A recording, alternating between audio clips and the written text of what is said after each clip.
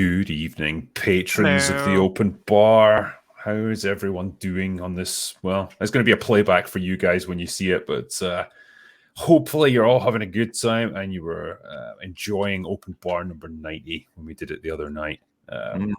We were a bit held up with when we did this catch-up stream because I was off seeing Civil War last night. I was at the movies, so we couldn't do it then, but here we are. We've found the time to catch up and do this, and you asked us a whole bunch of super chats. You were generous as always, and I think it's about time we answer your questions. I agree. So, with that in mind, the first one that we've got here is from Metal Face Rosie, who says, "Rap snitches telling all their business, sit in the court and and be their own star witness. Do you see the perpetrator? Yeah, I'm right here. Fuck around, get the whole label sent up for years." Okay. All right. That's beautiful stuff. Thank you. What a way to start. Marksman of 117B said, "Drinker Mahler. To my surprise, I have to recommend the new Adam Sandler movie Spaceman on Netflix. Mahler nailed it while playing the giant spider." We've got a couple people talking about it. I don't even know what it is. I'm just astounded by the idea that Adam Sandler's made a good movie. He does it once per, what is it, like 10 years or something? 10 years, I think, yeah. Because Funny People was pretty decent, as I remember. That's what I remember, yeah. I think he turned in a good the other performance movie he made, 2019. Well, I remember he's in like a leather jacket or something. I remember people telling me to watch it, but I never did. Yeah, I think that's the problem. Like, it's tough to get fired up about an Adam Sandler movie at this point. You know, we've had too many Jack and Jills, I'm afraid. Too many. More than one. Yeah. RRTNZ. Met John Noble at New Zealand Comic Con last weekend. He was fantastic. Talked about Lord of the Rings and Fringe. Brilliant series. If you only see one episode, White Tulip is the best hour of TV sci-fi of the 2000s. Cheers. I never did watch Fringe, actually. Neither did I. I've heard good things, though. Yeah. He also said in Shogun, Chuck Norris played the Earthquake, and I'm sure he played it to perfection. The Javiator says, "Hello again, Mr. Drinker, Mahler, and Agent Panel. What's your least favorite thing about a film that you really like? No film is immune to criticism." So, try and find a flaw in a film that we love.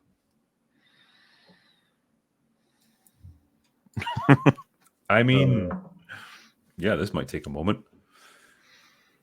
I'm trying to think of something obvious in like a classic. I guess I'm not particularly fond of the jump scare in Citizen Kane. Sure, okay. The funny thing being, of course, it's designed to make sure everyone's still like paying attention. I was like, because I was paying attention, it was fucking annoying. Yeah. I mean, say if you were to take a movie like The Prestige, and I said, right, Mahler, find a problem in that movie. Find something that bugs you about it.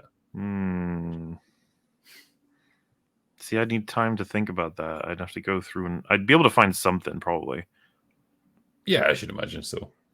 Because I was thinking back there, because I thought, well, I try and reference something that you and I have seen together, and I was like, right, say if I was to pick something like The Wrath of Khan, is there a moment in that, something that really bugs me?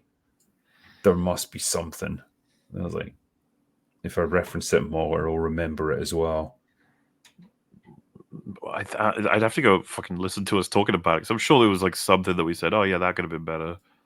Yeah, again, it's going to be pretty minor things. I feel like we're letting you down with this super chat. I'm so sorry. Here, I'm struggling. Yeah, I'm kind of struggling to come up with stuff. It's one of those things I'll definitely remember it like 2 hours from now, where it's like, oh yeah, that thing always stuck with me. The T-Rex paddock issue in Jurassic Park, where whether or not it actually does make sense logistically through fucking some wacky landscaping, the fact that it can break through and then at the same time have the car fall over a cliff, that whole thing. Yeah, that was very strange. Here's something I wondered, right?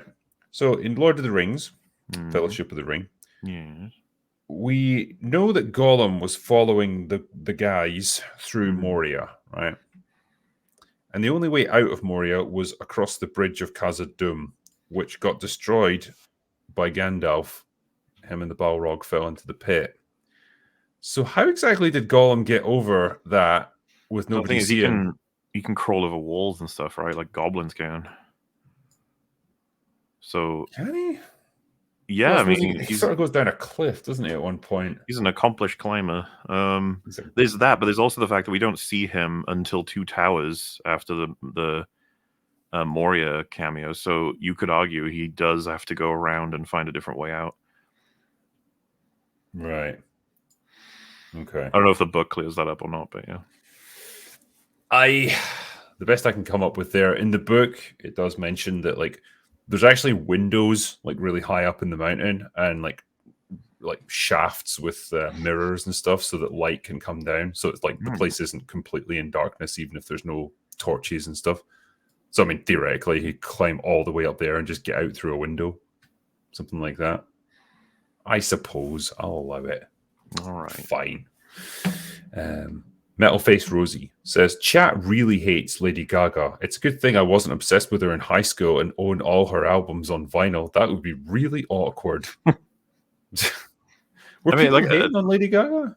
Well, like I said, I didn't really care about it, but I do want it recognized. She is an actress at this point, more so than not at all.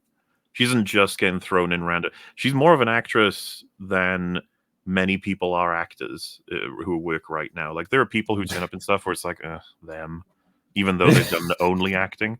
Well, if she shows up, I'm like, oh well, at least she can actually pull off a performance. So I mean, a lot of people don't know that. Like a lot of people only associate her as a musician, and so like that's where the gimmick assumption can come from, which I don't blame people for having. I just want to make sure it's understood. If you want to know what she can do, A Star Is Born is probably the best place to go. Yeah, I think that's fair. I mean, stop with all the Lady Gaga hate. I won't go that far. I don't blame anybody for being like, first, I don't like her music. Second, I don't like her opinions. Third, I find it like immersion breaking to be in movies. I'd be like, that's fair. You know, it's whatever. Yeah, I mean, I assume from a performance point of view, she's not going to embarrass herself in this movie. I'm hoping she can surprise us because she's willing. She doesn't, from what I gather, she doesn't have much of an ego, so she can really play up the broken soul that they both are, sort of thing. I'm hoping there's a synergy there, but we'll see. Yeah, it's quite the challenge going up against Joaquin Phoenix, I suppose. So oh God, yeah. Obviously, she, I would hope, is going to be supporting as opposed to going to try and upstage him or anything. Yeah, there's no point in trying that.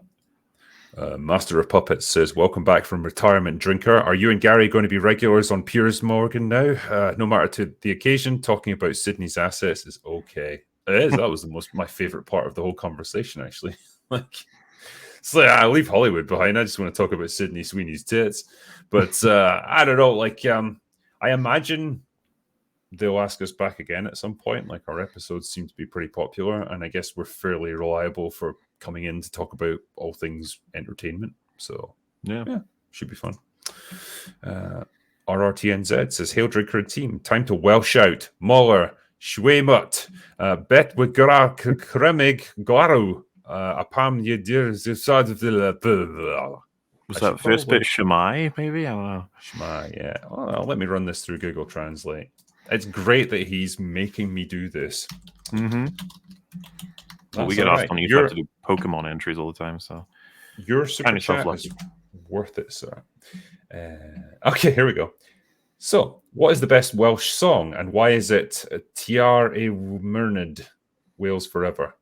I mean, I'm not gonna be able to pick out one of my favorite Welsh songs for the same reason I can't pick up some of my favorite songs, as opposed to like fucking band songs. I mean, like folk songs or culture-related songs. I'm just. I mean, I will say, like your language is fine when you hear it spoken, but to try and but to try and transcribe what you see written down into some kind of word that's spoken out loud is very challenging because it just seems like a bunch of random letters thrown together. And I know Gaelic isn't much better, but the words have some sort of recognizable pattern, I guess, which makes it at least possible. That's a challenge. All languages have that. It's just a matter of knowing it, right? Like, I mean, yeah, like especially if you've heard it spoken, you'll get a sense of the pattern, the rhythm of it. But oh well. Jordan Pendragon, watched the original King Kong for its 90th anniversary. 90th. Good lord. I liked it more than expected. Yes, one needs to suspend their disbelief a bit, but I felt surprised by the directness of the dialogue. It never felt saturated with hyperactively unspooled plot lines and scattershot gags. I miss when adventure movies actually took themselves seriously. Indeed. I find do you think you can choose to suspend your disbelief? It's not usually a conscious choice for me. It usually just happens. And to be fair, I'm usually quite good at it. Like it doesn't take much to get me bought into the reality of a movie. You know, I'm not sitting there in critic mode and just analyzing it. Like I'm fairly content to watch most films, and it takes a certain amount of shit to break that immersion. So I feel like I'm fairly easy to please in a lot of respects there. I don't know what it's like for you, like whether you're just kind of always analyzing. I don't think I've thought about it too much because I don't usually. It's not typically something that comes up as a form of praise or criticism. I usually just take it for what it is. But like, if you ask me, what's the movie you get most immersed in? It's like, funnily enough, it might have been Paranormal Activity, like, or something like that. Where I'm just I'm practically like the reason it can impact me is because I'm practically there. Like, the walls of the sort of media itself have fallen away, which happens very well too with like a comedy that's working so well that I almost forget where I am or what I'm even doing. I'm just enjoying and laughing, Yeah. There's like a spiritual nirvana that could happen if enough emotion is being brought out of me at one time. I can be like, shit, I'm watching a movie right now. But what I'm trying to get at is I don't usually, if I'm pulled out, be like, that is movie bad if it does that to me. I'm just like, oh, that's just me with this movie, but it'll be bad for these other reasons or whatever. Because everyone's very subjective on it. If you see, say for example, you see a street that you live near in a film, you're like, what the fuck? Like, that anything can pull you out. So and anything can pull you in a way. I think the thing I've become more sensitive to in recent years is bad acting. That is a thing that can break the immersion. But when you just suddenly have like this snap realization of like, oh yeah, I'm watching actors just say lines that was given to them, rather than characters in the story. It didn't used to happen to me, but I feel like it does now. That's probably the main thing that's going to break my immersion. Yeah, makes sense. I blame a lot of Disney Plus shows for that. Actually, just fucking horrendous performances. And it's a funny thing to review as well. Like, I don't think this comes up too much in your own reviews, but like your perception of someone's acting ability is a little bit subjective, and like what one person might see is really phony and fake, like another person might be like, no, I didn't see an issue there. So it's hard to review it and prove it. It's just more like you kind of have to just go on faith, I suppose. Especially when there's sometimes like knowledge that would make you aware of how it's actually a good performance or something. Like if you said like, oh, that person's really fucking robotic. It's like it's a documentary of Arnie with someone playing him. They're gonna need to be, like it's something like that, and you'd be like, what? No, it's just robotic acting though. And you're like, not really. No, you don't get it. Yeah, because it's kind of funny, right? If someone is that way when acting, you're like, yeah, bad acting. But if someone is trying to act as that person acting, well, now it becomes good acting. It's an impression, yeah. I think the other thing that can influence you is like when there's like a meta behind the movie. Like, I don't know, there was loads of behind the scenes trouble, and that this actor really didn't want to be in the film and wasn't like invested in it anymore, and you kind of then see that in their performance. You're just more on the lookout for it. Well, and as you kind of mentioned, there's so many flavors. Like people can choose scenery, and it's like, is that good or bad? Like, sometimes it can be really fun. Sometimes it can be awful. It's hard to say. Yeah. Kedge says, greetings, everyone. I hope all of you are doing well. Also, Mahler, how does it feel to not be part of the woke brothers? Confused? Just ask Little Platoon. I think it's a matter. I think I would have been had that video gotten made just 3 years ago. I think there's so many more major players in our sphere now that I've been like almost pushed out of the potential Mr. You you review with woke in mind, I think more and more people are less likely to grab me in it. But if I make a couple videos shitting on, you know, films that have women in it, I'll be back in. Don't worry. Yeah. Well, I think to be fair, that guy's actually taken that section out of his He review, has, yeah. which was interesting. I think Platoon had a word with him, so good on him there, I suppose. Noah Sprague Studios says, greetings to the iconic mauler and drinker. Here's 10 Schlurpos for your troubles.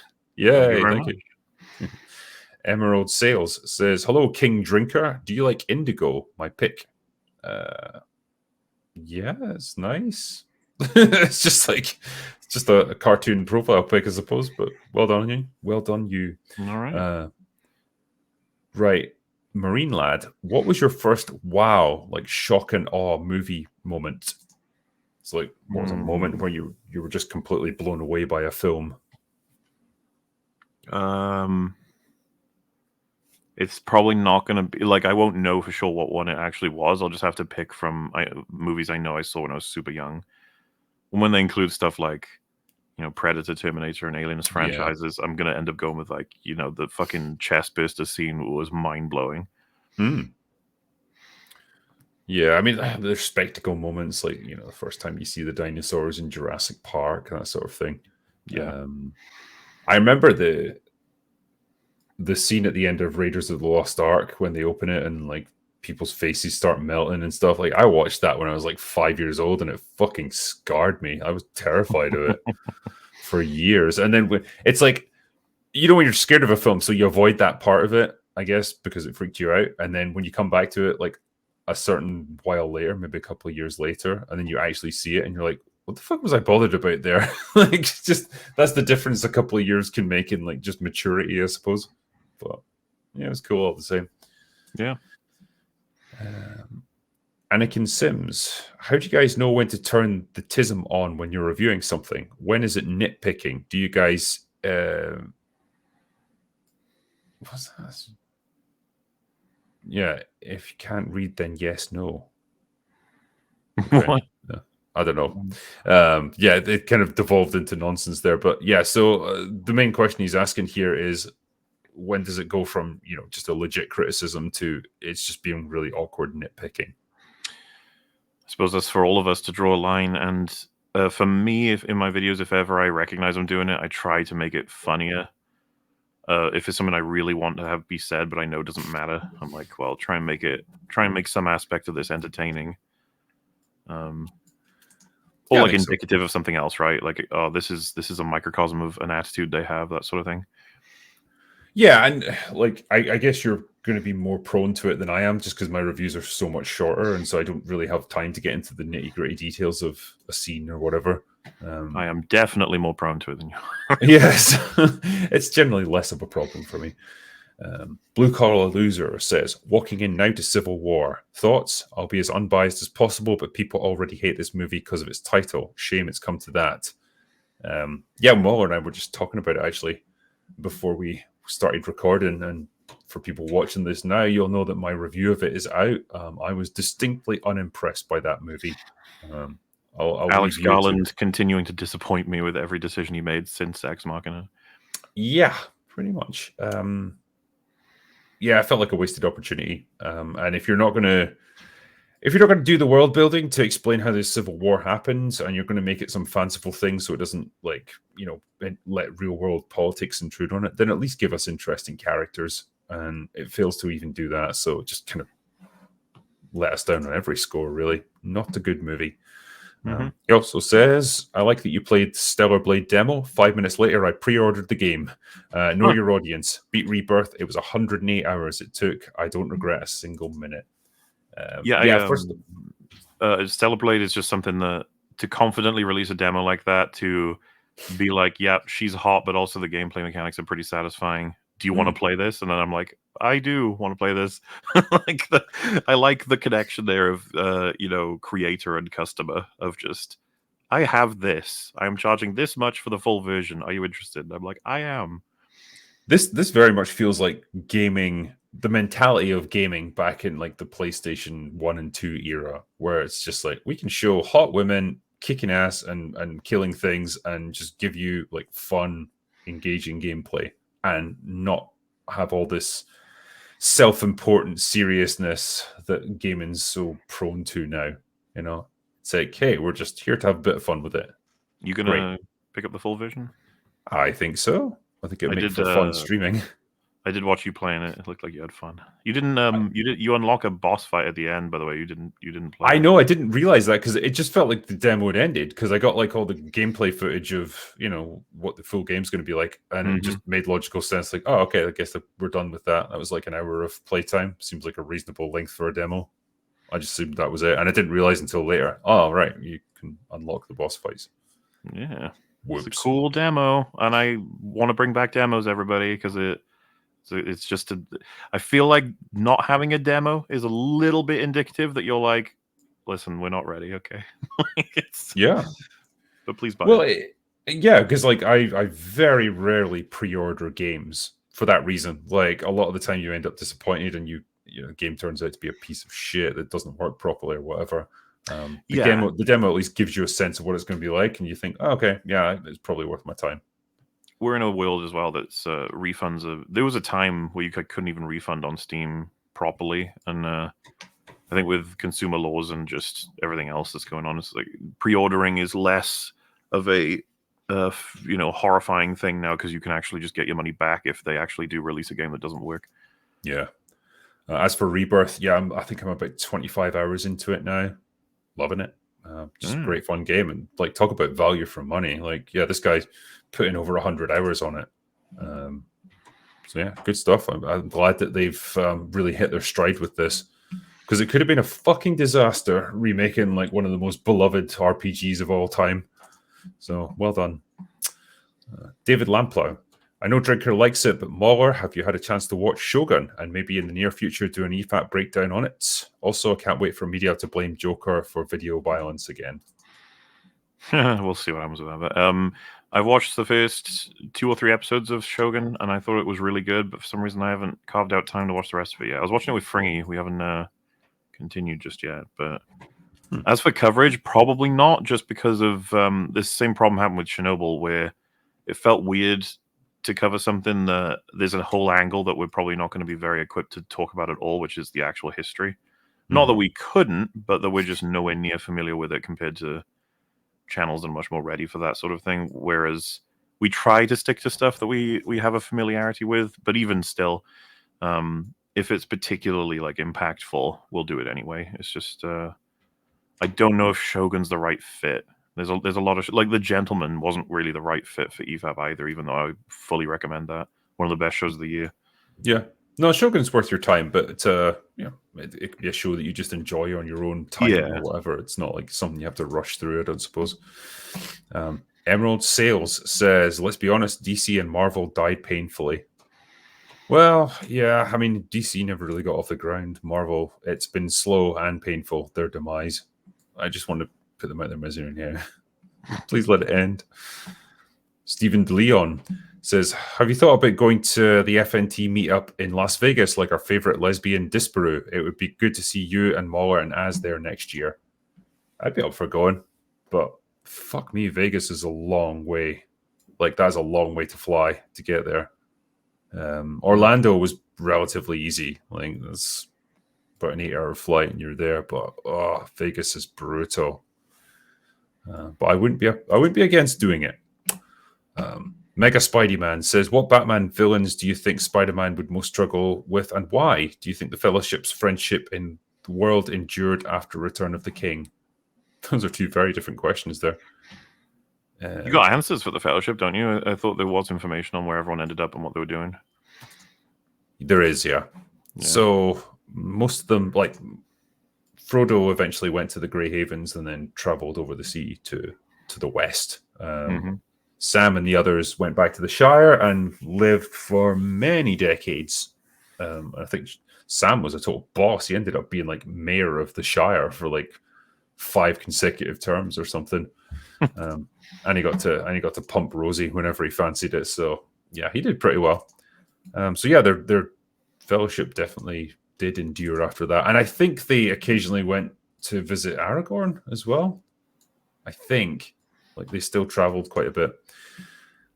So that was all good. Spankenstein says, almost through the Fallout series, and by God, it needs the EFAP treatment and not in a good way. Come on, long man. I think that's harsh because I enjoyed it. Well, that does look like it'll just be one that we may disagree on, because I can't be asked to continue it after the first episode. And from what I'm gathering, most people don't consider the first episode some very bad part of the show. They consider it like part of the course. I couldn't like deal. It's what we said on the show. I hated a lot of how everything worked, and I was already struck by how much wasted potential there was for the world they were creating. I wanted more immediately, and I was already kind of frustrated. What was with the maybe you can explain it because you've seen it all. What was going on with the razor blade and the boot thing? What was that?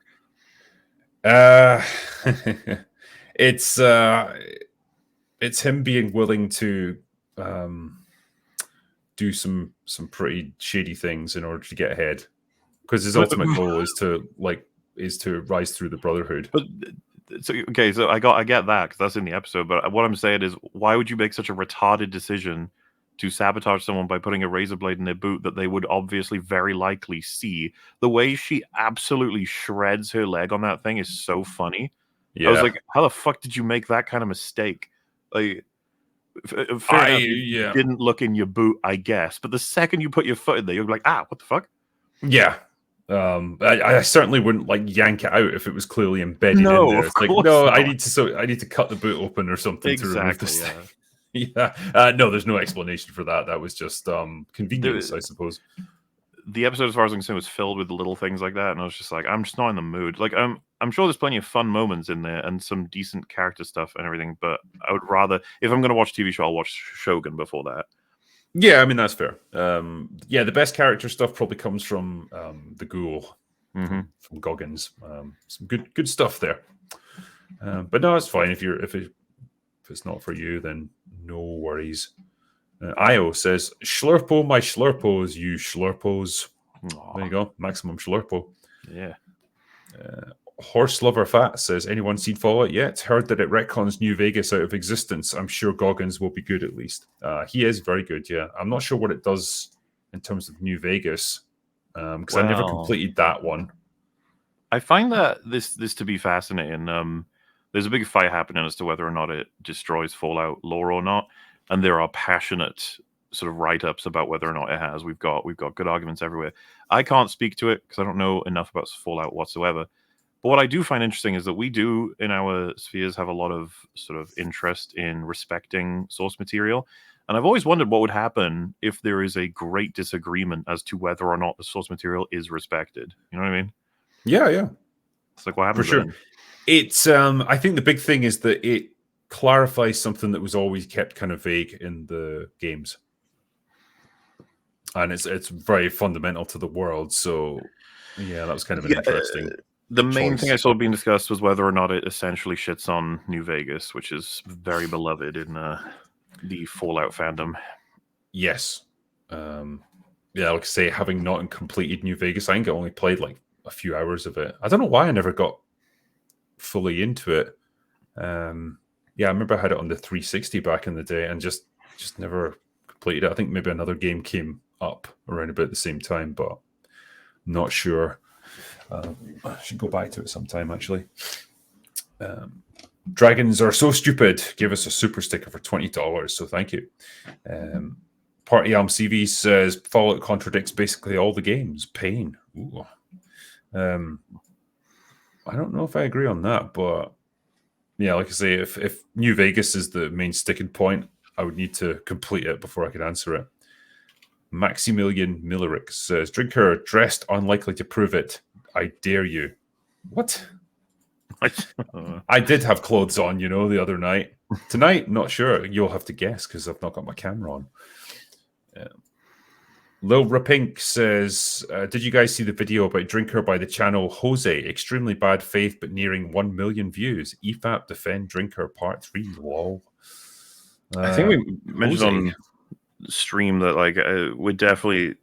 I don't mind covering videos here and there about like trying to rip down me or friends of mine, because I'm out of curiosity as well. It can be interesting to check out if they've got valid concerns, but I I saw, I want to say 6 minutes of that video, and as soon as every criticism came down to drinkers trying to sneak you into becoming hyper conservative, I was just bored.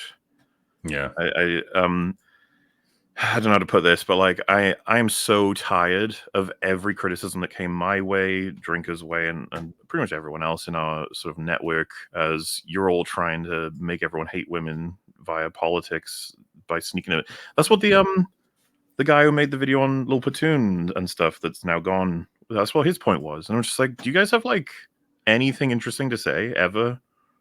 Yeah. And The it's funny all thing like is, just inferring your intent behind everything. It's like, yeah. oh, okay, you're a mind reader now, are you? Like, you know exactly what I'm thinking with all this stuff. Like, maybe Well, I'm it just doesn't covering media. it doesn't work for us really, because like you and I, we spend a decent amount of time talking online and offline, and I can tell you that whether or not you believe me, I don't really give a shit, but about 0.1% will be spent talking about our preferred politics. Yep. Like, we So, both yeah. basically hate it. So, like, Exactly. yeah. So it's just like when someone says like, Mola, you're trying to get people, it's like, shut up, say something interesting. And if all they've got to say other than that is like, you're long, I'm like, okay, fine. Yeah, it's just the same old shit. And like you say, it's just so tiresome and just played out. It's like, fuck it. It's not even worth responding to most of the time. Anthony Bullettini says punctuality is a virtue. Well, not on open bar, it's not. No. Ethan Morganti says you have a $200 million budget to adapt a video game or book into a film. What would you develop and who would direct? Also, Fallout series quite good. Mixed bag when it comes to Fallout. Some people like it, some people hate it. Yeah, I'd direct it myself, and I would do a proper Resident Evil movie because it's never been done in 20 years. So I would put it right. I'm gonna want to do BioShock. I think I really, really feel like that could make an awesome fucking movie. I'm surprised they haven't actually. I don't want them to, but like I guess they also. I kind of, it's like it could work out. It's like, By the way, did you see today they're apparently going to be doing a live action One Punch Man? How happy are you about that, Muller? It's like, well, because I heard Dan Harmon's connected to it, and I was like, I mean, he can be funny, but like I don't know, like how can I see this as anything other than let's see if we can make some more money? It's like, yeah. One Punch Man season 1 is like my favorite anime beyond FMA Brotherhood, and my favorite anime is not something that tends to be said by me, so that's how you know that it's pretty neat. Or at least I think it's pretty neat. And yeah, I'm not into that. Could make me get to a point of making a video about an anime. Good God, can you imagine? Yeah. Harriman says, yay, a break from work with my favorite podcast. Hashtag too teetotal to drink. Also, yay, Hollywood collapse. I haven't watched regularly since about 2006. You've missed a few good things in that time, but yeah, you probably picked a good time to get out, I suppose. I thought they meant they haven't watched you since 2006. I was like, I think that's actually when my channel started. Like, there was no content on it. It was just I created an account, and so that's when it first existed, 2006. wow. Yeah, they subscribed to me then, and then immediately unsubscribed and stopped watching me.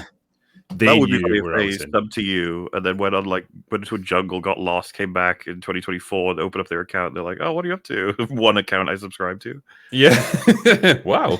Things have changed. Dragons Are So Stupid says, want to thank you for inspiring me to get into writing. I've done it for years, finally decided to go for it and went the Kindle direct publishing route. Escape from Z is my first book. Nice one. Congratulations, and I hope it does well. Derek says, I want Mauler to stream Arkham Knight so I can see how many times he rage quits. That game is soul-destroyingly difficult, although it's worth it for a great story. Well, I'm not sure what the plan is now because we got Stellar Blade is on the way, and that Moon Studios game is nearly out as well. The guys who make Ori and the Blind Forest are making a new game. So I don't know when I'm playing Knight. That's going to upset everybody. I upset everybody with my gaming choices. That's how it goes. I'll typically stream Simpsons Hit and Run, Never gonna please everyone. Silent Evil says, saw Cleaning Up the Town, an indie doc about the making of Ghostbusters.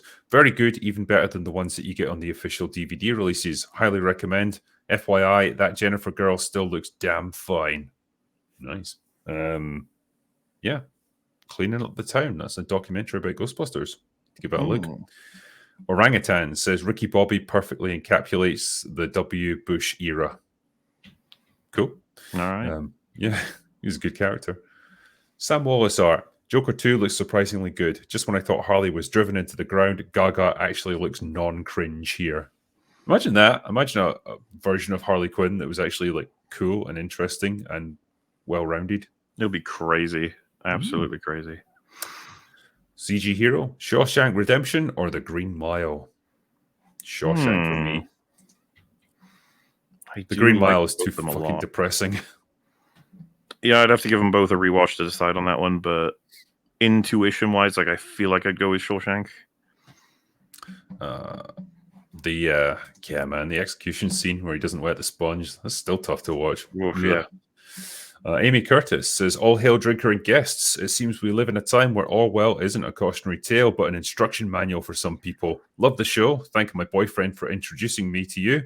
Keep up the good work and have a drink on me. Cheers. Thank you very much. Wanjivar to you. Richard Curtis, I recently rewatched The Crow with Brandon Lee. Anyway, thank God for the 2020s and their diverse casts. Thank God indeed. Yay. Yeah. The Crow is a good movie. Did a review on it once. Still got fond memories of that one. Andrew Lee says Chuck Norris once went to the Virgin Islands. Now they're just called the Islands. It's a good one. I like the Chuck Norris memes. Next, Hail Open Bar. Any thoughts on the Persona games? I have none because I haven't played them. No, don't know anything about them. I'm sorry. Yeah, same here. Needhogger says, howdy Muller and Core. Here's your bi-weekly reminder to watch Black Sails. It's a fair reminder. I keep getting told it's very, very good. Next one of the eternal questions in life. CG Hero, Lara Croft or Jill Valentine? That is a tough one. It's Lara for me, but it's because I'm less a Resident Evil guy, I guess. Lara's hotter, right? And she's British. And she's rich.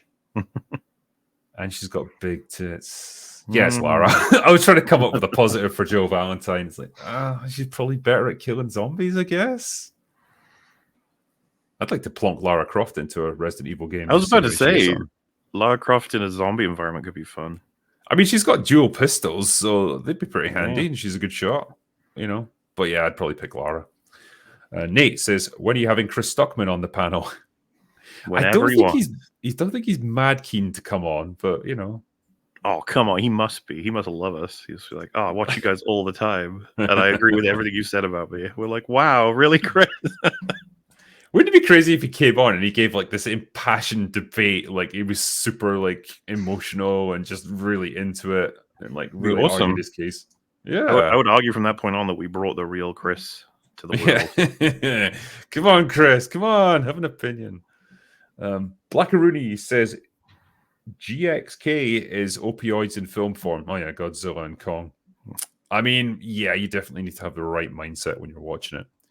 Steve Z says, watch Snack Shack. Steve Z recommends. All right. Papa Piker says, Lady Gaga is the producer and actress of Joker 2. Now, I love some of her songs, but what the hell does she know about Batman? Formerly Kanye.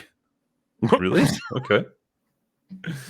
Mr. Hedgebull says, so Fallout, love it or loathe it. First part was okay. I'm not going to say I love it, but I liked it. And I've definitely seen a lot worse. Yeah, that's okay. You're allowed to be wrong. That's okay. Northern English Bastard. With Joker 2 on the way, what do you think played the best on-screen Joker? I think you meant who. This is actually a weird question because when you compare Jack Nicholson versus Heath Ledger versus even the Adam West TV show guy, they all feel like they're in a competition, while Joaquin Phoenix's feels like he's doing something else. He's not. Yeah, I mean, I was going to say, if you want to go down to just pure acting, like presence and performance and the strength of it, yeah, it's probably Phoenix. But like, I don't imagine he's a particularly accurate take on the Joker. Like yeah, I don't see him. Like the power of Heath Ledger's Joker is tied to his the way that he speaks of and to Batman. and what he represents to Batman. Meanwhile, the Joker of Joaquin Phoenix is like, I don't give a shit what he represents to Batman necessarily. Like you know, because that's Batman what the doesn't film's exist about. in that. Yeah, of course. Like it's not. It's just hard to compare it in that way. If you just want to go, as Drake said, like raw acting talent, it's like, well, the two of them are. They both did amazing jobs with different executions of everything. Because yeah, I've seen a lot of people say he's not really Joker. Comic book Joker. Yeah, I can definitely agree with that. But I think if I consider the performance I would rather watch again, it would probably be Phoenix's one. So yeah, I guess by that he probably is the best, just maybe not the most accurate. Zetake Studios says we're in a Buffy renaissance. Do a stream soon. We are we? What's happening? Why are we in a Buffy renaissance? I don't know. Is there a remake coming? There's got to be a remake, right? There will be eventually, and I will be suitably upset when that happens, but not for now, as far as I know. Sunbeam, adding my voice to Mr. In Between, a masterclass in character writing. Please consider Mark Gallagher for guest host. Okay, I'll need to look him up, see what he's all about. Seki Jokes says, towards the end of World War II, the Americans considered sending Chuck Norris to conquer Japan, but as Oppenheimer showed, they chose the more humane option. I think it worked out better for everyone, really. Yeah. Chuck Norris would have been too destructive. Yeah. Northern English Bastard. With the new Shogun doing well, have you seen the original 1980 version? If so, which do you prefer, old or new? No, I was aware of it. I just never watched it. It was never really that prevalent for me, and it was kind of before my time, so I never got around to watching it, especially not before this one. But I would probably make for an interesting comparison, actually, to watch the two versions and see which one does better. Lean Back says, what's underneath Chuck Norris's beard? Another fist. Well, how did all the Chuck Norris memes come to play in the chat? Is that one account sending them, or is it several? No, it's multiples. Oh. So I don't get it. Like, did we talk about Chuck Norris at one point? Maybe. And that's what inspired it? I don't remember. I was pretty drunk, to be fair. Nate G. Speaking of crap Godzilla films, someone got Charles Dance in a movie that actually deserves his greatness, or get him in it. I'm thinking with Edgar Wright just hamming it up like Timothy Dalton in Hot Fuzz. That'd be great. It's not fair. He's since what now? Like, I guess you'd say Game of Thrones. Like, he's not really been given a role that best suits him, where he can show off what he's capable of. And it's been a while now. Like, he's obviously been grabbed for roles because of Game of Thrones. People recognize he's a talented man, but they keep putting him in shitty roles where he can't do anything. I mean, he must have known what he was getting into when he decided to be in a Godzilla movie. Like, that's not just like, oh, I was missold this one or whatever. It didn't turn out the way I hoped. It's like, no, you were in a shit film. I wouldn't really hold it against him for going into, because they probably paid really well. But at the same time, yeah, I don't know if he does seem like there was something he made. I haven't seen it, but he was in like full devil prosthetic makeup.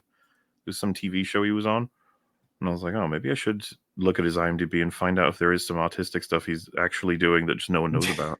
Yeah. And then he's like, I'll go into fucking Godzilla. Yeah, I'll stand around and say, go there to people in a suit. Fine. Yeah. Give Charles a chance.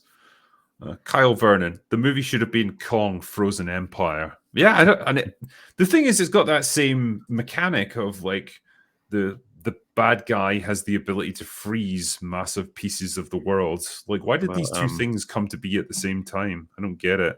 What about Kong Romulus? There you go. Let's do that.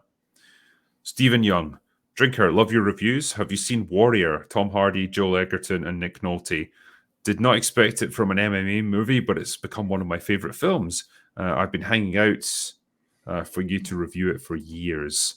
So, no, I haven't actually watched Warrior. I keep getting that mixed up with Southpaw with Jake Gyllenhaal, but yeah, I haven't seen Warrior, I'm afraid. Yeah, I know. I think I've seen it, like, but then the subtitles are like, wait, have I? Maybe it didn't make too much of an impression then. Yeah, well, either that or I'm thinking of someone else. Have you seen him in Bronson? Tom Hardy? Yes. Yeah. He's really good. That was a good movie. It's fucking crazy. He's batshit. Yeah, Yeah, I mean, he's just like, he's having the time of his life playing that guy. Suna Soul Silver says, if only they cut the human parts, but instead they cut off most of Godzilla versus Tamit fight instead. Now Godzilla looks like the bully. Oh no, Godzilla is the bad guy. What a shame. No. It's almost irrelevant what their personas are or whatever. It's like, just show them punching each other. That's all we want. Automata says, quick, we need to touch the tips to stop gravity. That's true. That's pretty much what it amounted to. Anthony Bollettini says, thoughts on the first Omen? I haven't seen the first Omen yet. I don't know why they're doing a prequel to the Omen. I remember liking it. I watched it ahead of the new Omen releasing, and we're talking like 2000, mid 2000s. That the remake that came out, and now there's the I don't know, but I remember liking the original a lot more than even the remake. So wait, have you seen like the first Omen, like the new one? No, I haven't seen that. Oh, okay, cool. I thought that's what they meant. It's called The First Omen, not rather. Yes. Right. Yeah. Okay, to be clear, I've seen the original Omen, the remake Omen from the 2000s, not the first Omen. Okay. It is really confusing terminology we're stuck with here. But yeah, I have seen the original one from like 70s. Right, yeah. That freaked the shit out of me when I was a kid. Yeah, it's good shit. Didn't actually know there was a remake. Never saw it. But you said it was okay. I remember it's very you remember the Psycho remake? Yeah. The kind of thing that you watch and you're like, there was no need to make this. Like, why did you do this? And I remember having that feeling about the remake. No, fair play. Vexing Cat says B movies rock. They do have a charm to them. Superfly. How many Schlurpos can a Schlurpo slurp if a Schlurpo could Schlurpo a Schlurpo? 7. That's the eternal question. I don't know. Velociraptor says, new film idea, God Lizzo. I don't think we've got enough CGI to render her. Bootheel says, I think of the OG Fallouts and New Vegas the way Mahler thinks of Buffy and Angel. The new Amazon series has destroyed it as thoroughly as Disney Star Wars. Ooh. Damn. It would be interesting if you were to play New Vegas and you felt that they had shown it, that you would then have to sort of retroactively start hating it, I guess. Well, again, I can always separate it and say, well, this is just a different interpretation of it. It doesn't have to fit into the universe of the games. Like, it's just apparently it's canon with the game. Okay. Which is ironic considering the Last of Us TV show is not canon to the games. That gets to be its own thing. Well, yeah, it has to be because it's like replaying like the same events. Well, that's what I'm saying is this apparently is like inseparable, so it's even more. I guess what you'd say is offensive to fans of the franchise. Yeah, well, I'm gonna have to play New Vegas. Nothing else for it. Taranjeet says, as a lifelong Godzilla fan, I know the movie isn't for everyone, but I love it. Reminded me of my childhood. I felt like I was 10 years old and watching Godzilla versus Gigan. Still waiting for Destroyer to be adapted. Good luck with that. I don't blame anybody for having that reaction, but I do wonder about those people. Aren't you kind of like, are you ever annoyed by the incessantly large screen time of humans doing stupid human things? Yes. Because I'm with you on the whole, like, watching monsters do silly things and stuff. I understand that. I don't quite understand, like, here comes another scene where a human says, like, we're the problem.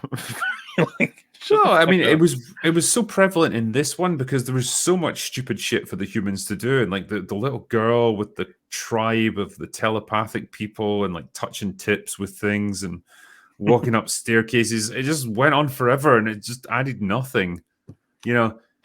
Pacific Rim was a good example of like you can have humans in a story with giant monsters and stuff, but actually like give them a human-centric drama that drives the plot forward.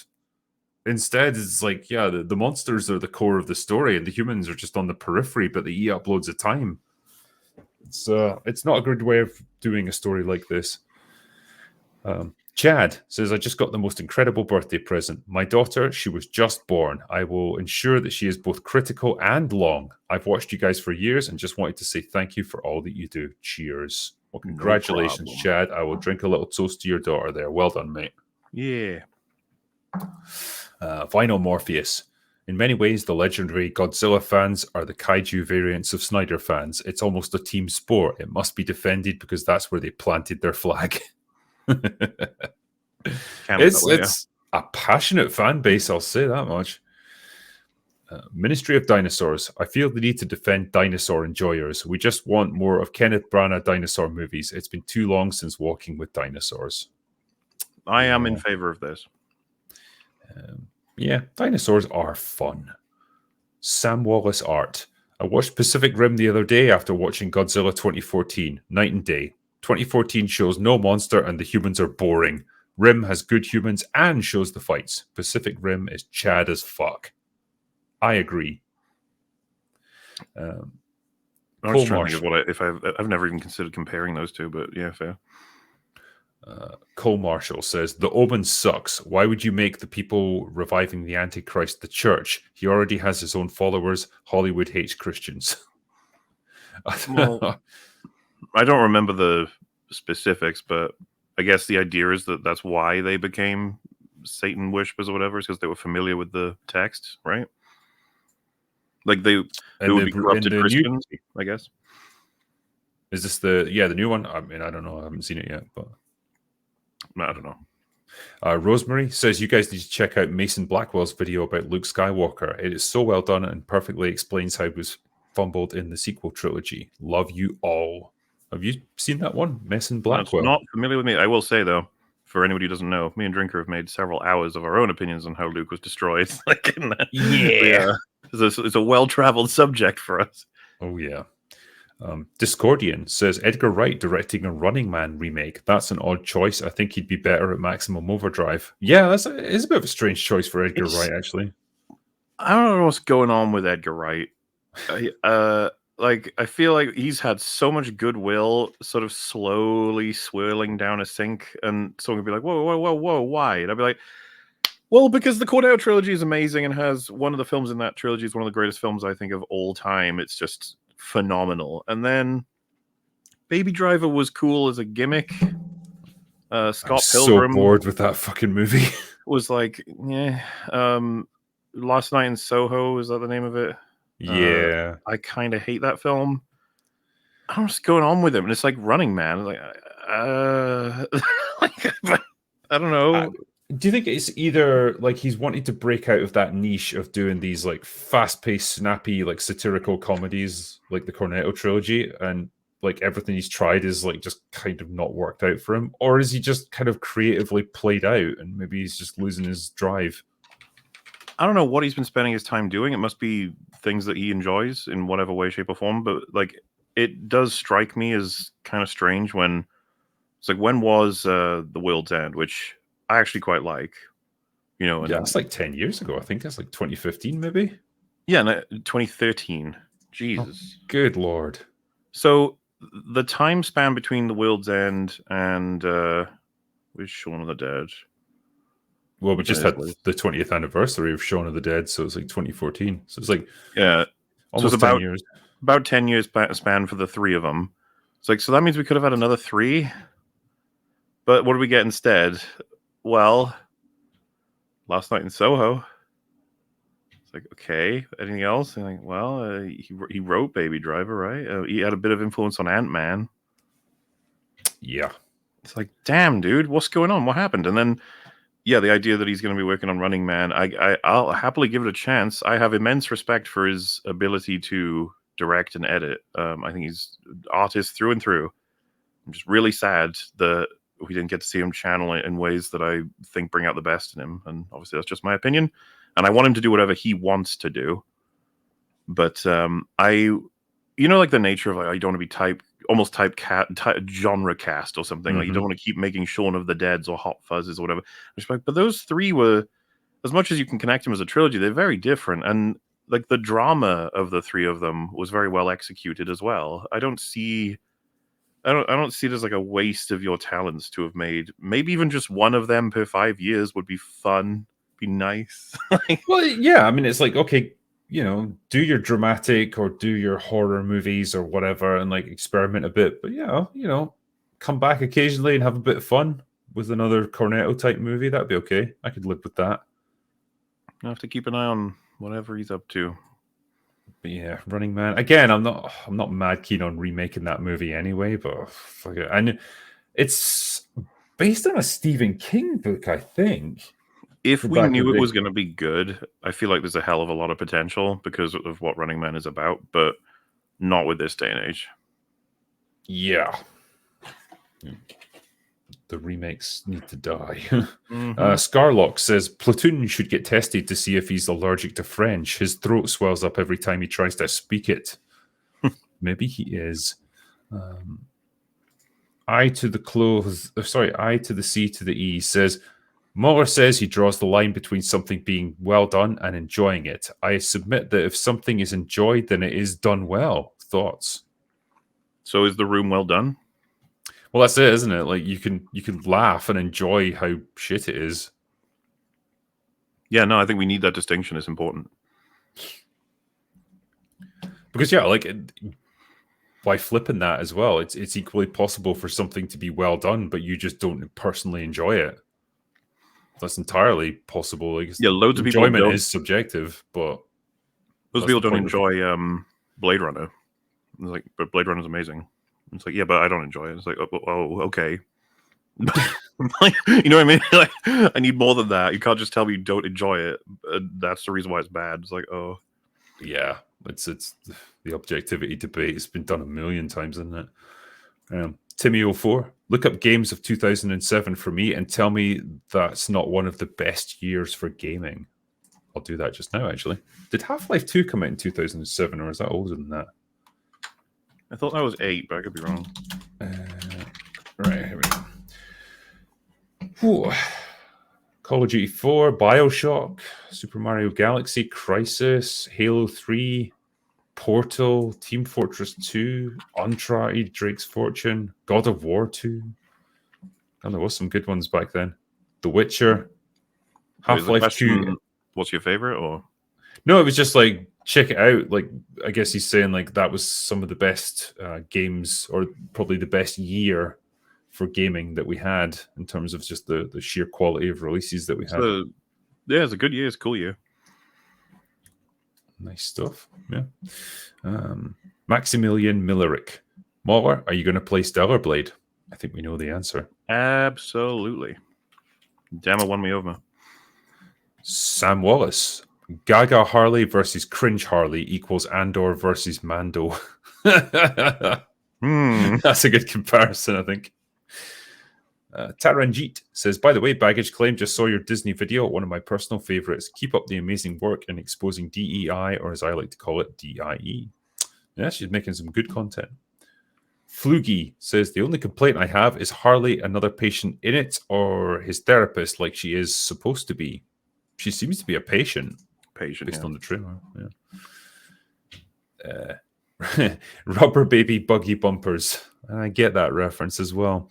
I love musical theatre, but jukebox musicals are an insult to the medium. Why can't Warner Brothers hire a songwriter to write original songs for Joker 2? Because people recognize songs that are old. And surely we have to see how they execute it before we say it's a bad choice. Yeah, I think so. Rory Swain. Hail to the Drinker & Co. Am I the only one who's slightly optimistic about Joker 2, as everyone didn't think the first one would work, but it did? I think we're all cautiously optimistic for it. We brought up, I still remember us all being like, why are you doing this with the first one? But not only I think were we at the time like, oh shit, that was really good, but in retrospect, like people only have nice things to say about it, other than I feel like the main people who don't like it are the ones who are like, why it's overrated. It's like, okay, but it's good though, right? It's still good. Well, it's people just use it as an opportunity to showcase their film knowledge, and they'd be like, well, it's not a patch on Taxi Driver or whatever. No. Like, oh, fuck off. It's no King of Comedy. And you're like, okay, all right. You think it can still be good, still? Yeah, that's the thing I'll come back. I'm not saying it's the greatest thing of all time. I'm not saying it's groundbreaking. I'm saying it's good. It's a good film. James Cresswell. With all of the Ghostbusters talk recently, I'd submit to you that Evolution from 2001 is the true successor to the 1984 film and's fantastic. Thoughts? I don't know if I've only seen Evolution like once, like 20 years ago. I remember finding it funny. It's a very, very silly movie. And I like the combination of practical and CG, but it's a weird film. Yeah. It's been a long time. Angel Fire says, don't care who's acting. I'm sick of Harley Quinn. Oof, unequivocal. Don't blame anybody for feeling that way. Coco Beans says, thoughts on Shogun so far? I still think it's quite good. The latest episode was probably my favorite. Hopefully it finishes strong. Yes, I'm liking it. I'm a couple of episodes behind, but very much enjoyed the show so far. Oliver Lavery Farag says, Mulder and Drinker talking about Lady Gaga are literally acting out my internal monologue about her casting in Fala Adieu. Well, there we go. All right. We're the voice of reason here. Wolfman's Got Nards says, I hope this film doesn't end up being connected to Pattinson's Batman movies. Keep them as part of their own movies. I mean, I'd agree. Yeah, I don't think they're too compatible. There's a really weird conversation online where someone said, like, these two need to, like, battle. And then there's a viral post saying Battison would fuck him up immediately. And I saw that, and I was like, well, yeah. Because Arthur Fleck is not a super villain. He is a mentally ill man. And it's funny because you'd be like, well, that's most of the Batman villains. Like, no. He's not. He doesn't have an army. He doesn't have, like, a series of plans to subvert the Batman. He's just a guy who's, like, lost his mind in distribution. Why are we even it's like putting them against each other makes no sense beyond the fact I thought we all agreed he wasn't even really Joker, that they called it Joker because they were trying to make a film that would get attention, which is ironic now, isn't it? Yeah, this definitely just needs to sit in its own universe. Like, do not try and have him interact with Batman or anything like that. We don't need it. Like, if he was called Arthur and the film was exactly the same, and I guess you have to change the Joker part or keep it, whatever. Being called Joker. It's just funny how much nobody would be saying, oh yeah, put him against Robert Pattinson, Pattinson's Bat. Well, yeah, exactly. What the fuck are you talking about? Why would you do that? It's just that childish desire, I suppose, to just be like, we got one successful thing and another successful thing. Let's like have them fight. Let's merge them. Like, everything doesn't need to be interlinked. Like, Christ, the MCU's taught us that lesson. The more you try and interlink everything, the more convoluted bullshit you end up with. And don't forget, we got the Penguin show on the way, right? We got. I was excited about that one. Everyone's very excited about that. That was a bizarre choice. I still don't understand fucking casting Colin Farrell. Just pick an actual fat guy who's old and ugly. I mean, he does a really good job, though. It was fine, but it's just like, why take a handsome actor and like put him through all that prosthetics when you could just get someone who looks like that to begin with? There is actually an actor as well. I saw someone sharing it who looks just like him in makeup. And they were just like, why did they just get this guy? That poor guy. It's like, we're gonna get you because you look really ugly and fat. Yeah, like, okay. Thanks. It's like Paul Stramby says, how drink on me, drinker and panel. I'm turning 40 this weekend and I'm going to smoke some ribs, drinking some Basil Hayden bourbon and read Sacrifice by Will Jordan. Cheers. That sounds like a fantastic weekend, apart from the whole like reading Will Jordan's book. He sounds shit. But yeah, hope you had a good one, mate. Kyle Vernon says, I think Joker 2 could be Harley fantasizing about Joker and not the other way around. It's parasocial relationships. She's inspired by him. I don't want her to be the protagonist, though. The basic impression I get is that they're gonna end the film destroying each other. But I could be completely wrong. Like, it'll start out almost as like a cute romance thing, but then you do get an impression from the film, like when she rubs red on her own mouth at one point, it looks very blood-like. And I just wonder, it's like, once she's out, if she manages to get out, I wonder if she's gonna have a bit of an ulterior motive. Well, don't know. Be interesting to find out, I suppose. Yeah. The man from Nan says, to paraphrase Kanye West, I like some of Gaga's songs, but what the fuck does she know about acting? Okay. Patrick Mulligan. Open bar is so LGBT friendly. You got Mahler, who according to superchats is gay, and Drinker is a brave trans man. Just look at those female eyes of his. Aww. That's it. I mean, what can I say? Representing. That's what we're all about here. Kawibo says, I'm seconding the request to please give a shout out to Mason Blackwell's Disney failed to understand Luke Skywalker's purpose video. Damn, people are loving that video. Gyro Murphy Did you see the Fallout show on Prime? I'm episode 2, and it's surprisingly good. Finally, a decent game to film adaptation. Sorry if you've already talked about this. I just hopped on the stream. Isn't it funny, like, the duality of man we're seeing here? Like, we're getting super chats of people absolutely despising it and other people really loving it. What does it mean? We're so divided. I feel like we're going to end up with a civil war right here. Oh, no. Not another one. This one will be interesting, though. Wow. Brian Kunari says, bro needs to watch Chicago. That would break the hate. Fair dues. All right. Musical. I to the C to the E says, South Park movie is a pretty good musical. I mean, they never go too far wrong, do they? Oh, you said it didn't count. Or did you say Team America doesn't count? Yeah, I don't think Team America counts. You know that Matt Stone and Trey Parker call it a musical, right? They are wrong. I know better than them. Clearly. Little Platoon must have seen that movie, so you can at least count that, sort of. Ah, surely, yeah. Emperor Norton says, hello, Drinker. I'd like to recommend Godzilla Final Wars for the best of campier Godzilla movies. Don Fry's mustache alone gives a more gripping performance than the legendary cast. Believe that. Subs, not dubs. Yeah, always good advice. But yeah, there's been so many fucking Godzilla movies. Where do you even begin? Jeff says, hey guys, the pop star to actor worked out pretty well for Mark Wahlberg. What's really cringe is when rappers try to act. Although Method Man has done well at that, the other 90% are fucking terrible. Oh yeah, we covered this the other night, actually. It kind of goes that way for wrestlers turned actors as well, right? Like you're not sure what you'll get. We have lots of different results. True, yeah. Remember Hulk Hogan? Oh, he was fantastic. He deserved all the Oscars. Social Morlock says, great musical that everyone should see is Hedwig and the Angry Inch. Joker resonated so much with people because it did what Hollywood has neglected over the years, spotlighting the downtrodden working class. Indeed, yeah. It's funny how people were so antagonized by that film just existing. I mean, we talked about it on Thursday, but yeah, the way they were like, oh my God, this is going to inspire a wave of violence and it's a movie for incels. And it's like, well, it's a good story that just addresses an interesting issue. Why are you so personally offended by it? Well, there was that, and then there was the whole fleet of people who were like, excuse me, this is not art. This is a rip-off of actual art in film. I was like, all right, okay. Like, just that's the contrarian view, perhaps. Dan the Jedi says, the problem with the Joker movie is the characterization of the Joker is wrong. It's not a Joker story, but a story of descent into madness. It's a good movie, but it isn't the Joker by any stretch. Yeah, I mean, it's exactly what we were talking about earlier, I suppose. Yeah, I wouldn't expect anyone to point to it as like, if you like the Joker of the comics, you'll love this movie. It's like, no, that wouldn't be a good prep for them to see that film. That film is very much it's very much a character study of a man who society almost creates, is kind of the point, right?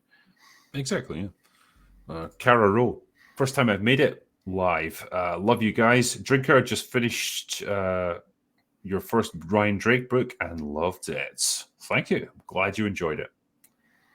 Whale Motif says, the Little Platoon, does your hatred of musicals extend to the works of Gilbert and Sullivan? Oh, we're not going to know, but it probably does. No, yeah. Dan the Jedi, if you want a good Joker movie, watch Batman Beyond Return of the Joker. There we go. Anon 42. Good day, my most beloved, refined, and fine drinking critics. As a huge Guy Ritchie fan, I was very happy to see his first TV series turn out so well. Can't wait to see what the other TV shows he directs in the future. Yeah, hopefully he's back on form. Timmy04. Guys, favorite pub meal? Whoa. What do you like when you're at the pub? I've got to be honest, I usually go for a burger. It's the ideal thing to fill you up when you've been on the pints. I'm kind of the same. I don't typically I'm just drinking if I'm at the pub. I'm not really eating there anyway. That's fair. Yeah, especially if it's like a slightly dodgy pub, you don't want to go anything too complex because it might be garbage.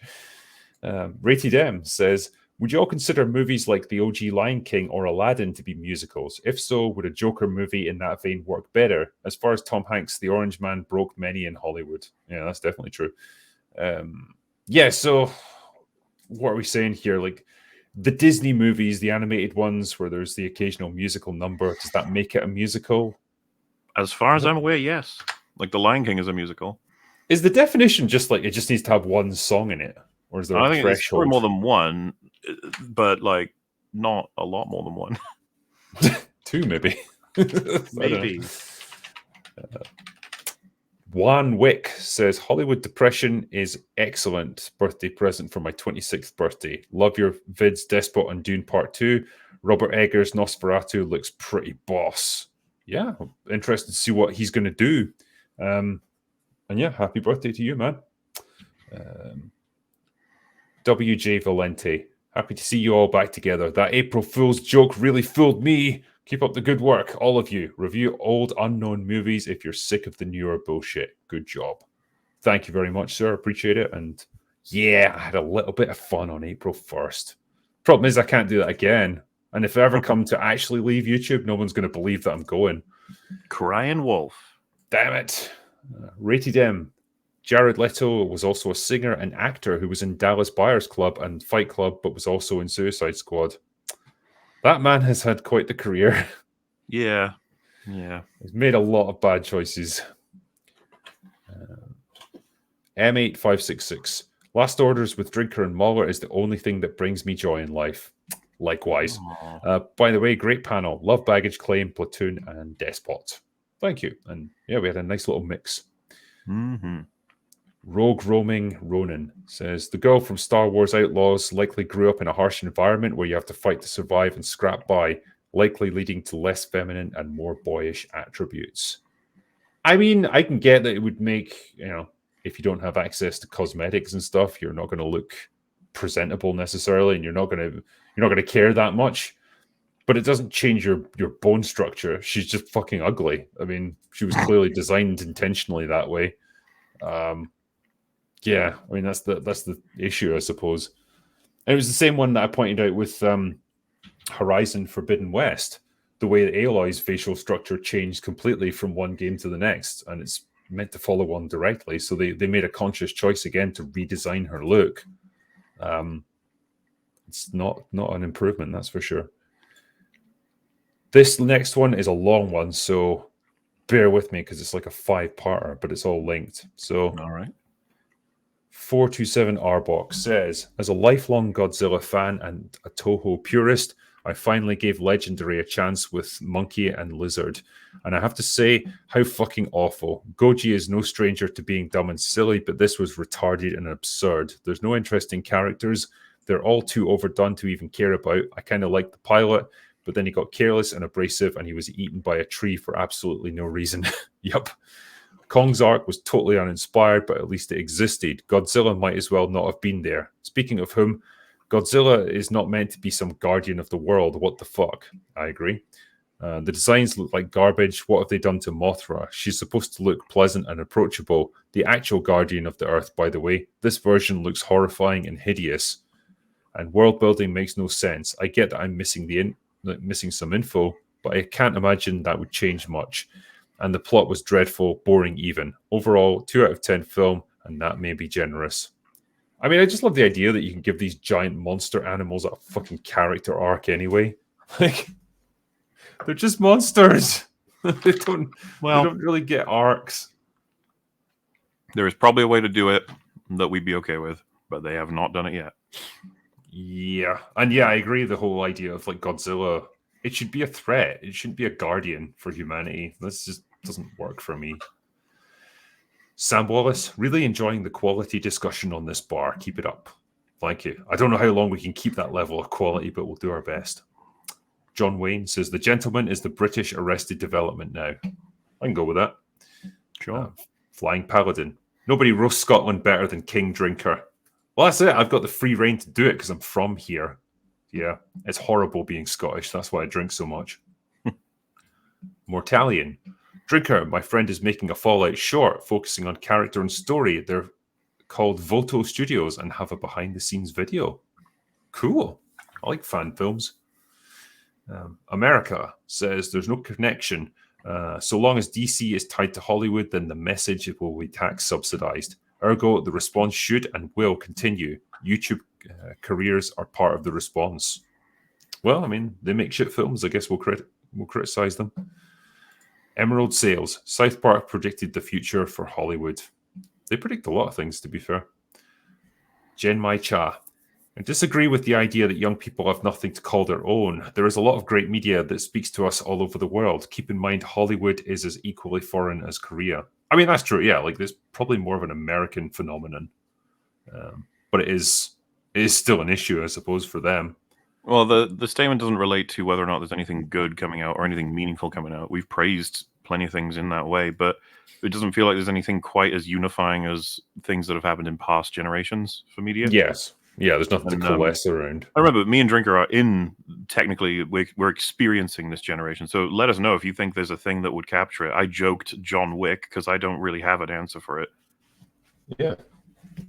I mean, yeah, there's nothing with that same cultural footprint that we've had before, but well, hopefully we'll get back to it one day. Just might skip a generation. Taranjeet says, this lack of masculinity is why anime is seeing a golden age right now. Jujutsu Kaisen is the biggest anime in the world right now, part 1. Okay. Oh, yeah, I'm just looking for his second part because he skipped a few super chats before we got to his next one. So think of it as rip dudes fighting each other with magic-infused MMA fights. Also support Stellar Blade. We need to send the message that it's okay for guys to like hot chicks. I know it shouldn't really be a statement, but there it is. I guess something you have to remind people of occasionally. Happy to support Stellar Blade for mechanics alone. Yes. Everything else is a bonus. Mm-hmm. Zilla the Tigu says, Godzilla Kong is harmless, simple fun, which is a rare treat these days. No message, no political crap, just some fun monster mayhem. There's being critical and being needlessly harsh. Cut it some slack. No. Well, I think we did, didn't we? I mean, to be fair, like I feel like I went super easy on it. No, I'll speak for like Lil Platoon isn't here. He would say, "Fuck that, demand better." Don't settle just because it doesn't annoy you in a particular way. That's bullshit.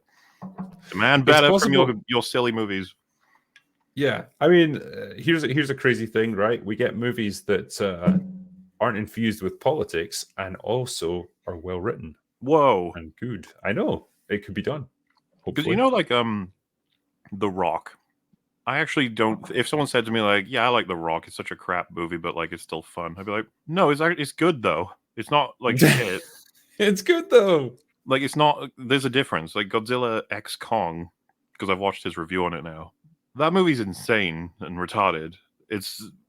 And when I say I watched his review, I mean Little Platoons where he's gone through the entire plot, not like a Drinker where you skip over all the fun things like what was some of the things because you guys keep bringing up he was eaten by a tree. That's the actual dialogue of the film, right? Yeah. They say he is eaten by a tree. It's just like I mean, my favorite bit is when Kong uses Diddy Kong as a fucking club and just starts hitting things with it. Some of these highlights, people would say like, but I want that in the movie. And it's like, you can keep it in a movie that's also not shit. You can do it. Everyone keeps having to like ignore all of the worst parts of it to celebrate the good parts when we could instead advocate that it's all good parts. That would be crazy. Yeah. Jay Fraser says, "Hail gents, Drinker, have you seen Smiling Friends?" I haven't seen Smiling Friends, no. I have no idea what you would think of Smiling Friends. That would be funny though, to see what you'd think. Is it just completely bonkers or? It's pretty bonkers, yeah. Okay. I think that an episode is only 10 minutes, so it'd be fun to test it out on you. Mad Amos says, however, Tim and Finn both fit the desired man of women on hormonal birth control. What the fuck is that a reference to? It's so annoying when this happens because it's like usually it's a reference to some specific moment in our conversation, and then we have to try and like flip our minds back by like almost a week. Like, what the hell were we talking about at that point? The FGC Sensei says, on the whole Godzilla Kong thing, it's fine to enjoy shit story. One of my favorite movies is Shoot 'em Up with Clive Owen, and that film is schlock come to life. The dude kills people with carrots. He's 2 steps away from Bugs Bunny. It's great. What do you say to that, Mauler? Yeah, that's the thing. If someone said, so you like Shoot 'em Up, huh? You think that's good? I'd be like, well, it's got elements that I would call good, but I don't know if I call the writing like it's funny. I'd have to rewatch it to remember how consistent it is in terms of just cause and effect. But I've never thought to review it that way. But at the same time, yeah, I would probably say it's probably not going to hold up. Ven Maru the Fool says Timothy Chalamet is a pretty boy. That's exactly what the regime wants, to make men into boys. I mean, I think he's just, he's an actor that's fitting into a specific niche at this point in his career. I mean, who knows what he's going to be like 20 years from now. And he was perfectly good for playing Paul Atreides. I guess what I'm saying is like, because we were ragging on this the other night, where it's like we don't have the kind of manly men that we had from the 50s, 60s, 70s, that kind of like the Clint Eastwoods, the John Waynes, that sort of thing.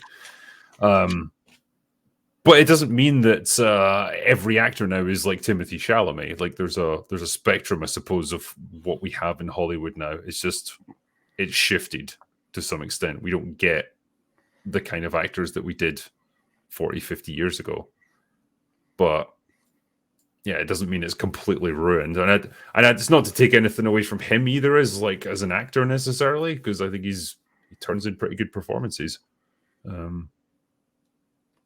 Yeah, I guess it's just going to be kind of interesting to see what his career trajectory does. Like when he doesn't have the sort of boyish, youthful look, and he's got to transition into some different style of role. Where's he going to go then? Did you watch him as Willy Wonka? I've seen bits of it. I couldn't bring myself to watch the whole film because I just don't give a shit about Willy Wonka. Yeah, I haven't seen it. But I mean, it seemed fine from what I saw. Campbell Patterson says, "Hey Drinker, I recently created my first stop motion film. It's something that I've wanted to do since I was a kid, and I feel great accomplishing that goal." Well, good. Well done. Keep it up and keep making stuff. It's the way to do it.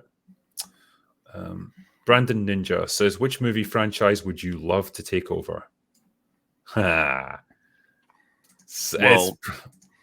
probably Star Wars, I guess.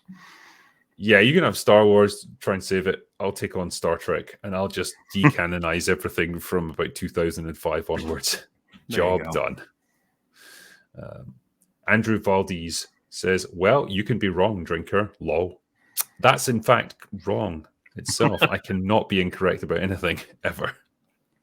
It seems your opinion on people and actors often mixes with their real lives, and you can't separate that. Let me just say, your movie looks generic. Oh no. Ooh. Sick burn indeed. It's not even like for basically a trailer that's like 90 seconds long. Okay, fair enough. And as for mixing your perspective of a person's acting abilities with what they do in real life, like that can happen very easily. I don't necessarily blame anybody for example, I think I've said this before. My sister just couldn't stand seeing Ryan Reynolds in anything. Whenever he turned up, she was like, "Oh, for fuck's sake, here he is again, just doing Ryan Reynolds."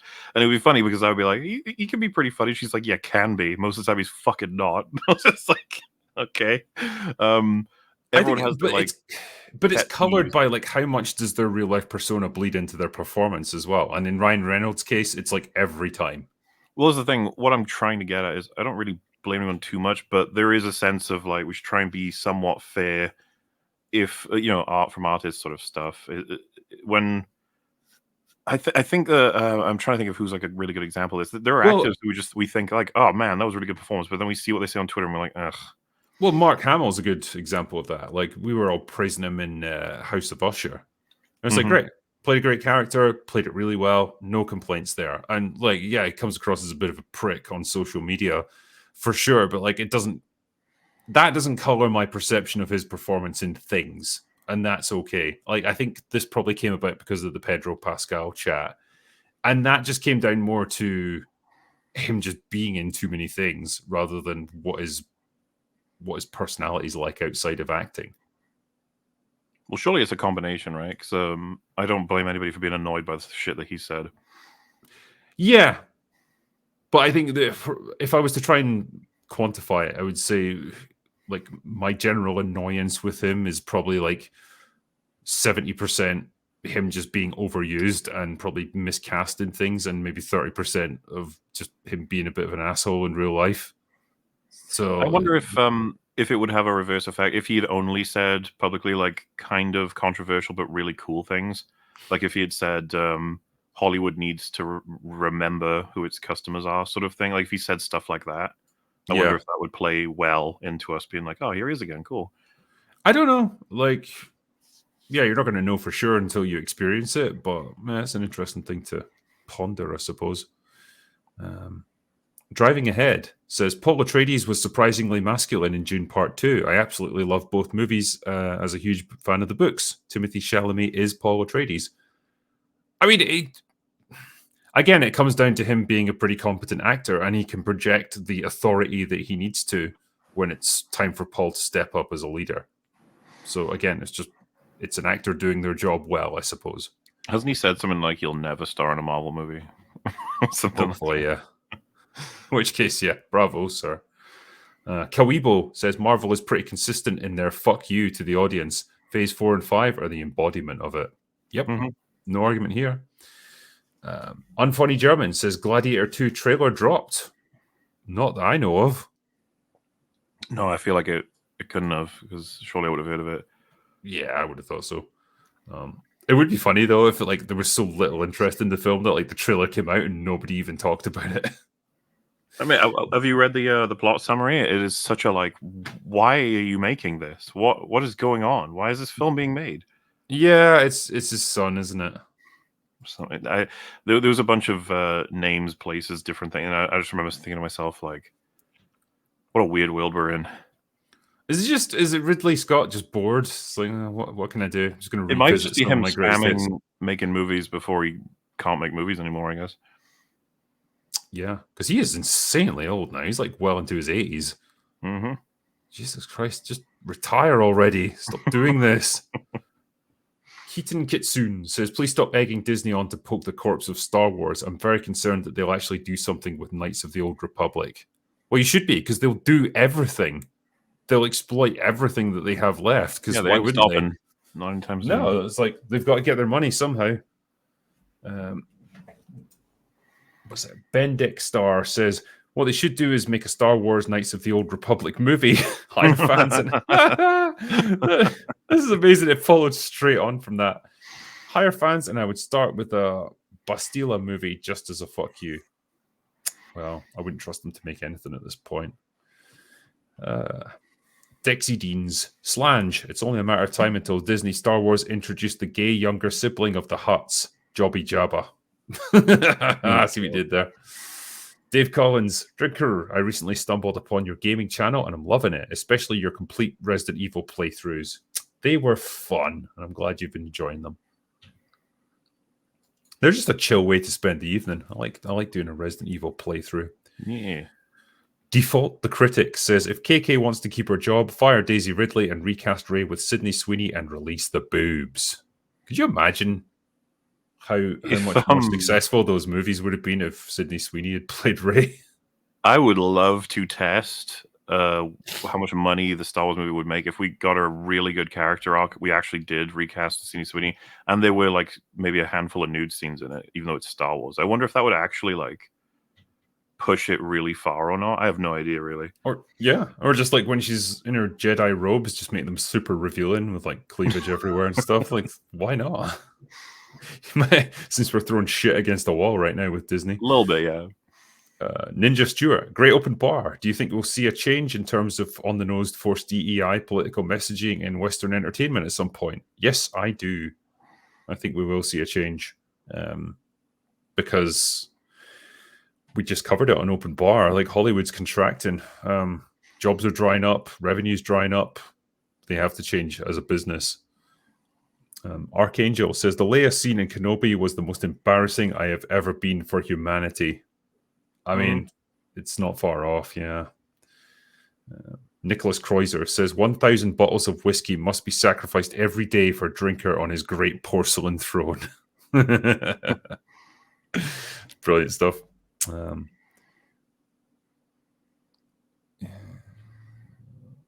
Where's the next one here? Oh, yeah. Darius White. Indy 5 and the sequel trilogy are like the ugly wingmen to Crystal Skull and the prequels. You bring them along when you want to be more appealing by comparison. By the way, I need more Canto Bite Manager versus Defenseless Slave Child banter from Mauler. Good times. But yeah, it's all relative when it comes to these movies. We've said that before. Like somehow the other films are getting viewed in a more favorable light just because the follow-on's been so shit. It's a horrible thing to happen, but it just does. People lose perspective. Jay Fraser says, where were you when O.J. Simpson was found not guilty? And have you seen The People versus O.J. Simpson, American Crime Story? Yes, I have, and it's really good. Really good, yeah.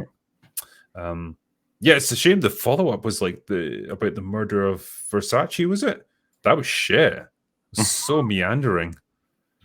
Yeah, not as good. But where was I when O.J. Simpson was found not guilty? It would have been like the early 90s. So I was probably like playing with my friends. I was just a little child. Larry says, made you look. You did. I had to look at your super chat, so thank you. Rayan Targaryen says, are you guys ready to get Stuckmanized? The last EFAP on Stuckman really nearly killed me from laughter. Well, I'm ready. Good. We hope to entertain while also inform. Suna Soul Silver. The reason they're remaking Scary Movie is not to let the gay person die. Why remake it? Just don't. Nathaniel Hope says, has anyone on the panel seen Mr. Brightside? It's an Australian show about a hitman with a heavy moral code. No, I haven't, I'm afraid. No. Jamaican Bacon. If your face is an exercise mat, would you rather have squats from Jennifer Lawrence or push-ups from Sydney Sweeney? Also favorite Jaws death scene. I'd go for push-ups from Sydney. And death scene has got to be Quint getting eaten by the shark, because it just goes on for ages. Same answers for both. So goes down swinging.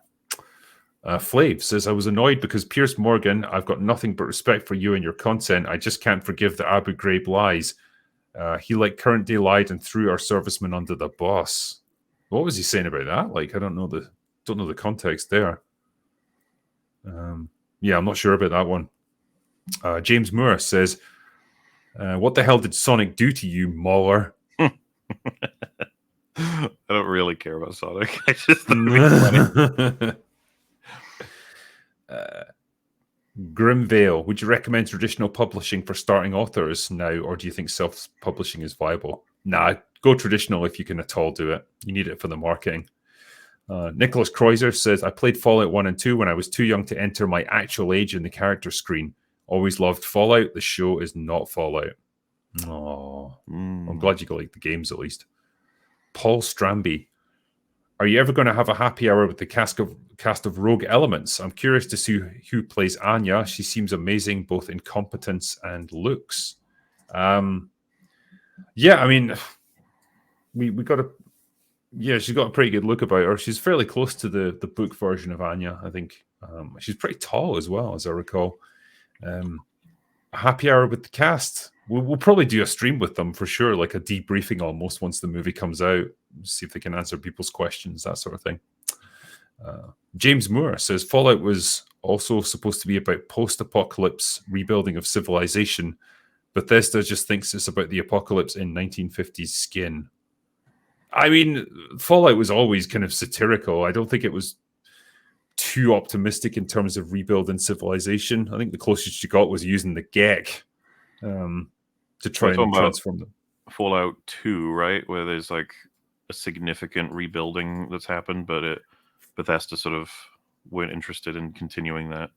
Was that the New California Republic? This is the thing. This is combined from things I know from videos and things I've read, because I'm just not a Fallout guy. Right. Yeah, I mean, I kind of came into it from 3 onwards, so like my knowledge of the first 2 is a bit shaky. Going for gold. Drinker, if you plan on getting into 40k with the Henry Cavill series, reach out to Arch, formerly known as Arch Warhammer. He knows his stuff while actively fighting the good fight. Yeah, I've heard about Arch Warhammer. It's good stuff. Jay Fraser, Fallout's Jonathan Nolan said it's a fool's errand to try and appeal to fans. I don't think you really can set out to please the fans of anything. I disagree with that. You should definitely try and please them. Also, we have loads of examples of fans being pleased. What are you talking about? Yeah. Why are we pretending? In fact, funnily enough, Fallout has loads of Fallout fans pleased, so we know that it's possible. And Yeah, and it's got a lot of fan service in it. Like the references and the in jokes and shit are if you everywhere. look at Arcane, the Mario movie, like these things are done very well in their fan bases. I think it's just covering your arse, isn't it? It's like, well, if people don't like it, it's just because you can't please people. You can't please everyone. That's the reason. Okay, then. It's just boring.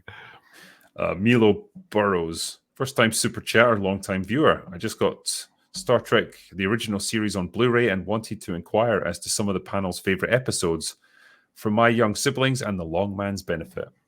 So, from the original series, probably The Balance of Terror, which is like a kind of their take on The Enemy Below.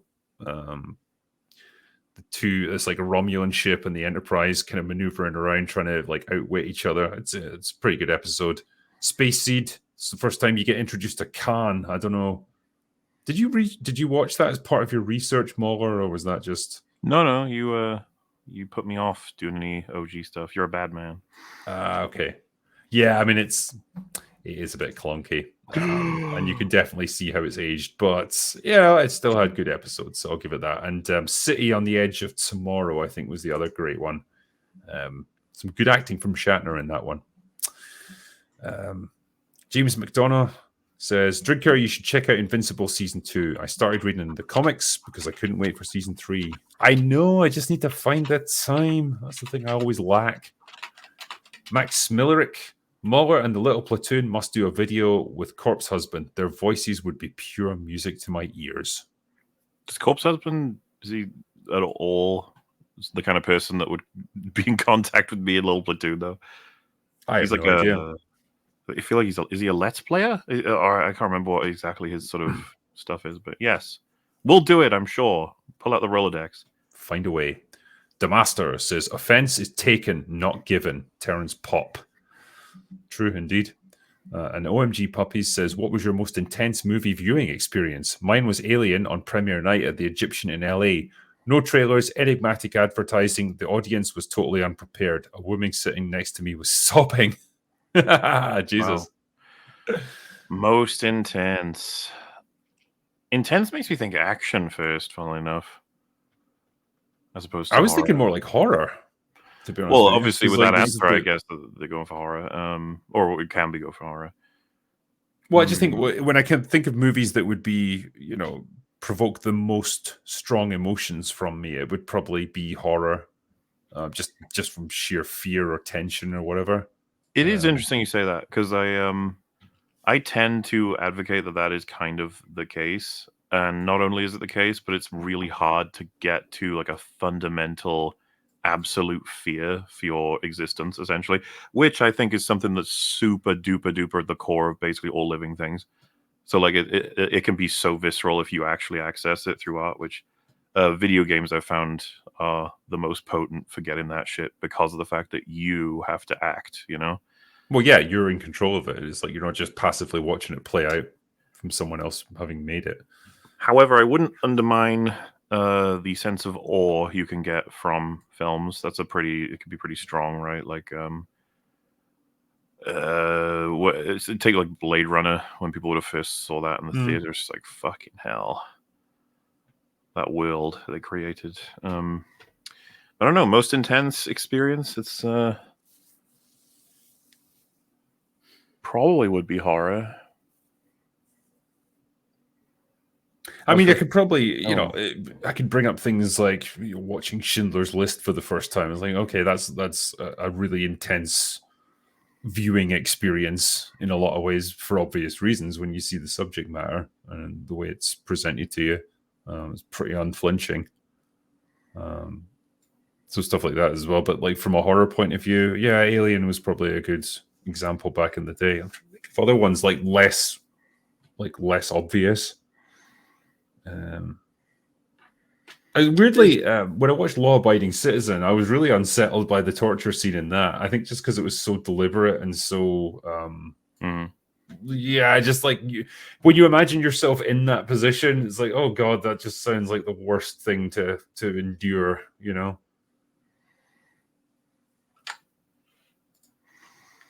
There's also like intense, like tension. So I remember when I first saw Inglorious Bastards, the bar scene.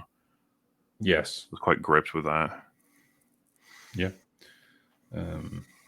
I really liked Argo as well. You know the Ben Affleck. Ben Affleck one, yeah. Like especially at the end when they're they're at the airport and like the Iranians are like closing in on them because like they're onto them trying to escape, and like it's shot in such a way like you're really unclear about whether or not they're going to make it out, because I didn't know the actual story like from a historical point of view, so I had no idea whether they were going to succeed or not. And I just remember feeling really tense during that, like watching it play out. I thought it was pretty good. Yeah. Kevin B, the man in the vans, the last one, gave us a super sticker for $4. So thank you, sir. Very generous. But thank you. That was the last of them. That's almost 2 hours as well. Like, damn, we had a lot of super chats there. It's the second open bar podcast. That's what it's becoming. These people keep yeah. It's just getting to that point. But we had some good chats as well with it. I think it wasn't just like, yes, no, yes, whatever. Yeah, we went off on mad tangents, but that was some good stuff. Thank you guys for all those super chats. Hopefully we can answer them for you. And the next time you see us will be on Thursday night. So we'll look forward to that. Yeah. For now, that is all we've got for today. So go away now. Bye.